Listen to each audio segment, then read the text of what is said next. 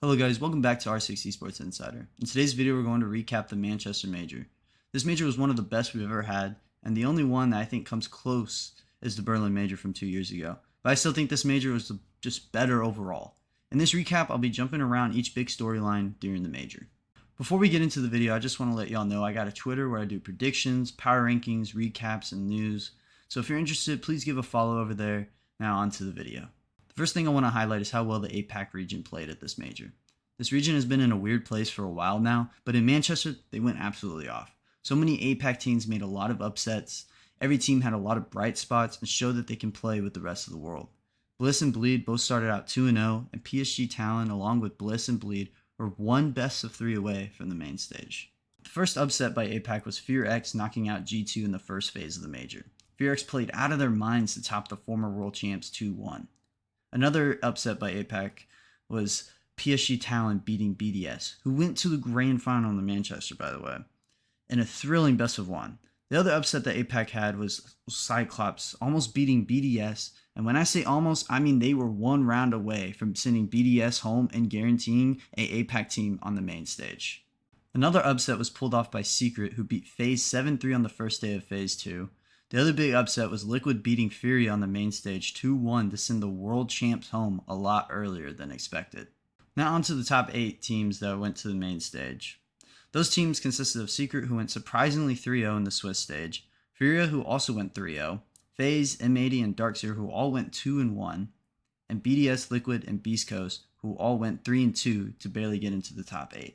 Now I'm going to talk about the highlight of the major, which was Beast Coast and their Cinderella run to win their first major ever, and the first major for North America since Dark Zero at the Charlotte Major back in 2022.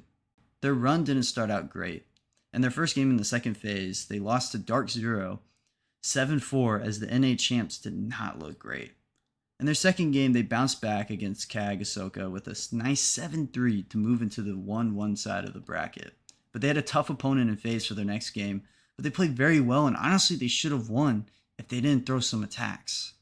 That 8-7 loss to FaZe did put them in a tough spot, as they were one loss away from getting knocked out of the major, and they didn't have a pushover in their next matchup against ITB.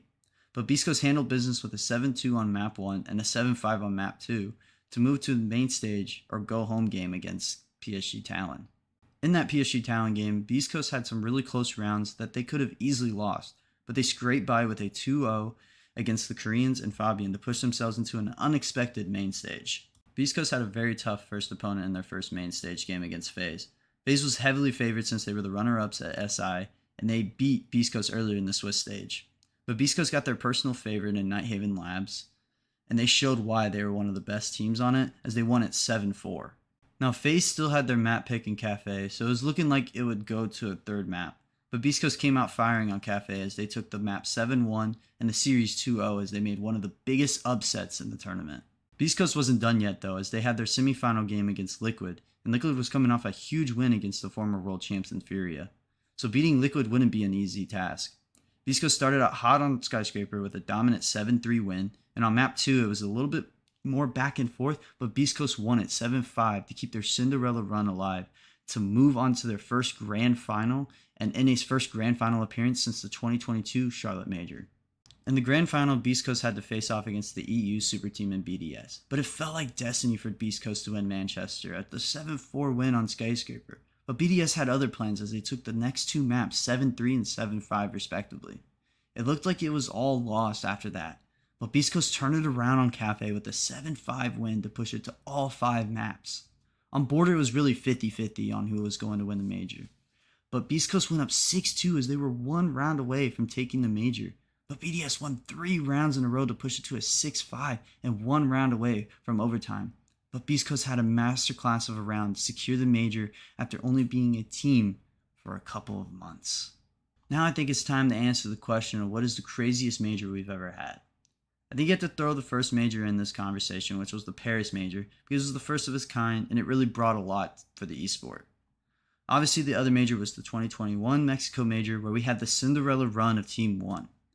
Then you have the Berlin Major, where we had one of the greatest games of Siege we ever had in the Rogue vs. FaZe Grand Final. But I think the Manchester Major had to be the best and craziest we've ever had. It's so many upsets, storylines, the greatest Cinderella run in the game's history, a great crowd, an overall great grand final. And I personally think we were in one of the best metas in the game's history as well. I just want to give a shout out to Beast Coast and their insane run at the Manchester Major. For a team that was formed from a bunch of throwaways from the other top NA teams, they did very well for themselves. But now these misfits are in the record books. But that's my Manchester Major recap. Sorry about the delay of the video. I'm going to try and get back on the grind for the rest of the summer and give you all some great content.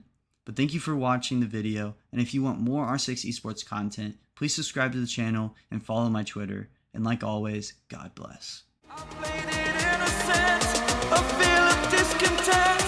I'm finally facing it all, fearless.